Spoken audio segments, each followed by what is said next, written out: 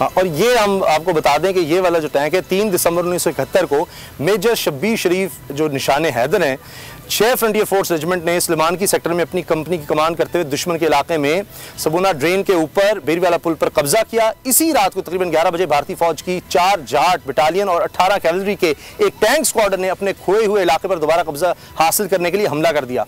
Major Shabbir शरीफ शहीद निशाने हैदर ने टैंकों की आवाजें सुनकर अपनी कंपनी के एंटी टैंक दस्तों को दुश्मन के बढ़ते हुए टैंकों पर फायर करने के अहकाम किए।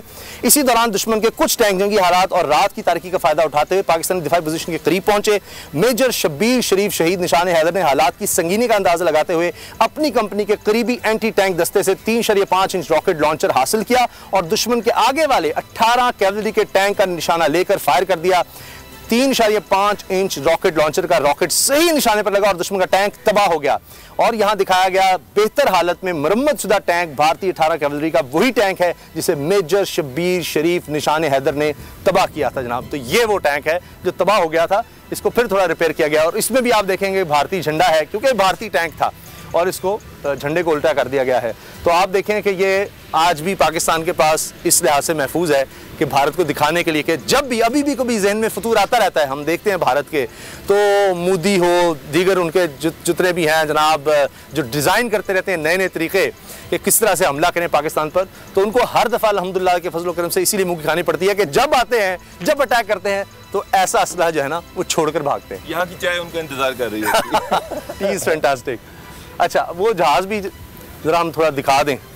ये उसी तरह का जहाज़ है राशिद मिन्हाज शहीद, क्योंकि दुनिया की तारीख में ऐसी बहादुरी भी कम मिलती है कि किस तरह साजिश के तहत गद्दारी के तहत वो ले जाना चाहते थे जहाज़ को कि तमाम पाकिस्तान के राज उधर लग जाएं, राशिद मिन्हाज जो हैं वो भी चले जाएं उनके कब्ज़े में। लेकिन उनको क्या पता था कि राशिद मिन्हाज के पास क्या जज्बा है, वो पाकिस्तानी कौम में क्या जज्बा है कि वो उनको आप उनकी जान तो ले सकते हैं लेकिन आप उनको झुका नहीं सकते।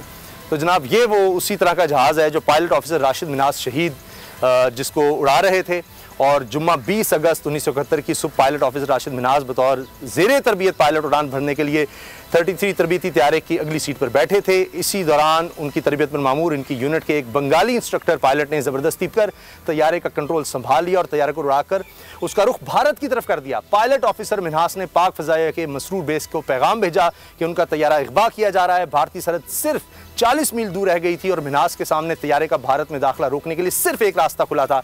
राशिद मिन्हाज ने किसी हिचकिचाहट के बगैर और पाक फ़ज़ाइया की आला रिवायत बरकरार रखते हुए तैयारे का कंट्रोल वापस लेने की भरपूर कोशिश की, मगर इंस्ट्रक्टर की बेहतर महारत और तजर्बे के सामने ये काम मुमकिन ना हो सका। चुनांचे उन्होंने भारतीय सरहद से 32 मील के फासले पर अपना तैयारा ज़बरदस्ती ज़मीन से टकरा दिया। पायलट ऑफिसर राशिद मिन्हाज ने पाकिस्तान अपने इदारे की इज्जत और नामूस की खातिर अजीम कुर्बानी का नजराना पेश किया। इस बेमिसाल कारनामे और ज़बरदस्त फ़र्ज शनासी की बिना पर इन्हें पाकिस्तान के सबसे बड़े फौजी एजाज निशाने हैदर से नवाजा गया। तो हमारा असलहा नहीं उनके पास जा सकता। लेकिन इसमें एक और चीज़ भी है कि जहाज़ों के जंगी जहाज़ों के मॉडल होते हैं ना, उनकी जो नोज होती है वो ऊपर की तरफ। हाँ, क्योंकि वो दिखाया जाता है कि जहाज़ ये वाहिद मॉडल है जिसकी नोज नीचे की तरफ, उसकी वजह कॉकपिट जो है वो नीचे की तरफ। ये है कि ये जो त्यारा था ये राशिद मिन्हाज ने नीचे जमीन पे गिराया था। ये सिंबॉलिक है कि त्यारा हमने गिराया था दुश्मन के साथ को अबूर नहीं करने दिया। हमारा त्यारा दुश्मन के नहीं आ सका। ये इसी चीज का सिंबॉल है।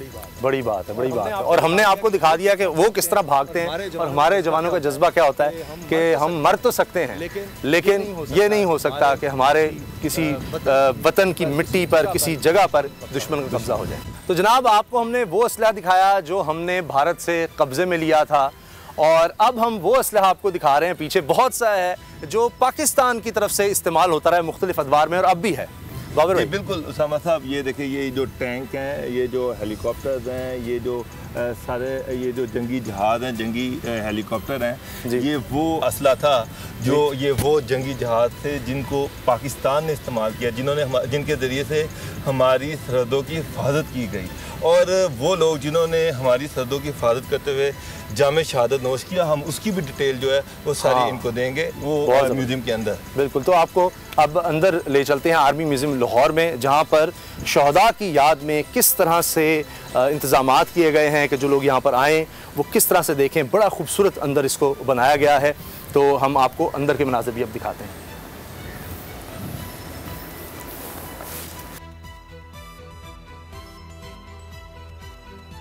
ये शहदा गैलरी है आर्मी म्यूज़ियम में। यहाँ पाकिस्तान फ़ौज के उन तमाम शहदा के जिन्होंने 14 अगस्त 1947 से इस मुल्क के लिए अपनी जानों का नजराना पेश किया, उनके नाम यहाँ पर दर्ज हैं।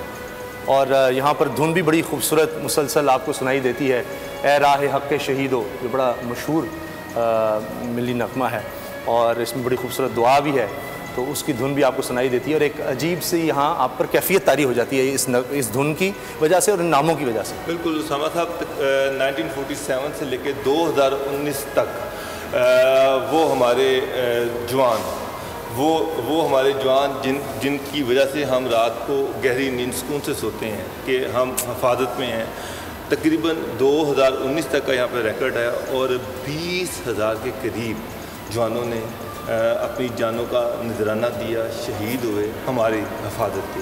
अल्लाह अकबर। तो ये एक शहादतों की, कुर्बानियों की एक तवील दास्तान है, इसमें 1965 भी शामिल है और ये आज तक जारी है। ये एक साइड से शुरू होता है 1947, फिर 48, 49, 50 आते आते इसी तरह से दूसरी तरफ हर साल का यहाँ पर दर्ज है, नाम दर्ज हैं और उनका ओहदा क्या था। इसमें ऑफिसर्स भी हैं, इसमें जवान भी हैं। और ये मैं आपको बता दूँ, ये सिर्फ़ और सिर्फ जो 20,000 तादाद बाबर भाई ने बताई है, ये सिर्फ़ और सिर्फ पाक आर्मी के जवान हैं, पाक आर्मी के। इसमें सिविल आर्म फोर्सेस या नेवी, फ़ज़ाइया वो शामिल नहीं है सर। नेवी, फ़ज़ाइया, लॉ इन्फोर्समेंट एजेंसीज, उसमें रेंजर, उसमें FSC, वो सारे शामिल नहीं हैं। ये सिर्फ़ और सिर्फ फ़ौज पाकिस्तान के जवान थे। इसमें अगर उनकी शहादतें साथ गिनी जाए तो फिर तो पता नहीं बहुत बड़ी लाइन हो जाएगी, फिर तो बहुत आगे चलेगी। सिर्फ फ़ौज पाकिस्तान के जवान हमारे हीरो हैं। बेशक इसमें एक नाम आप देखें कि कोई इसमें नाम मिस नहीं है, जहां जवानों के नाम है वहीं आपको ये देखिए जनरल मोहम्मद ज़ियाउल हक, ये भी नाम आपको मिलेगा।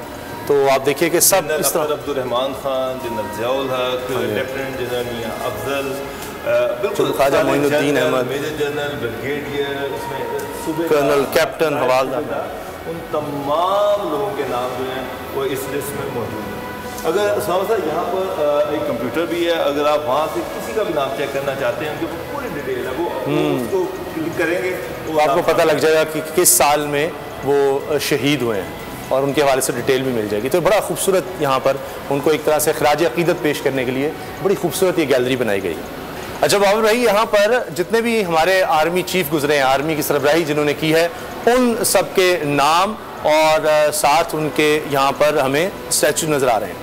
बिल्कुल उसामा साहब, इसमें 1947 से लेके अब तक के जितने भी आर्मी चीफ्स रहे हैं या फ़ौज पाकिस्तान के सरबराह रहे हैं, उन सब के स्टैट्यूज यहाँ पर मौजूद हैं। इसमें आप देखें कि जनरल सर फ्रैंक वॉल्टर मैसेल जो हैं, ये पहले पाकिस्तानी फ़ौज के पहले सरबराह थे, ये ब्रिटिश थे। उसके बाद general sir Douglas David Gracey आए, 1948 तक ये रहे और पाकिस्तान के पहले आर्मी के सरबराह पाकिस्तानी जो थे वो फील्ड मार्शल मोहम्मद अयूब खान थे। आप देखिए कि उसके बाद आगे पूरी एक डिटेल है कि किस तरह फिर उसके बाद जनरल मूसा है। अच्छा, ये दो पहले अंग्रेज थे, उसकी वजह ये थी कि वही फौज जो है वो तकसीम हुई थी और कायदे आज़म ने कहा कि नहीं, ये नहीं, क्योंकि कहा गया कि फौज जो है वो एक ही रखी जाए, हिंदुस्तान की और पाकिस्तान की फौज एक ही हो, लेकिन कायदे आज़म ने कहा कि ये मुमकिन नहीं है। तो फिर चूंकि उस वक्त कोई हायर रैंक में कोई पाकिस्तानी तो था नहीं, तो इसलिए फिर पहले दो आपको जो लोग नजर आएंगे जो सरबराही कर रहे थे आर्मी की, वो अंग्रेज है, लेकिन उसके बाद फिर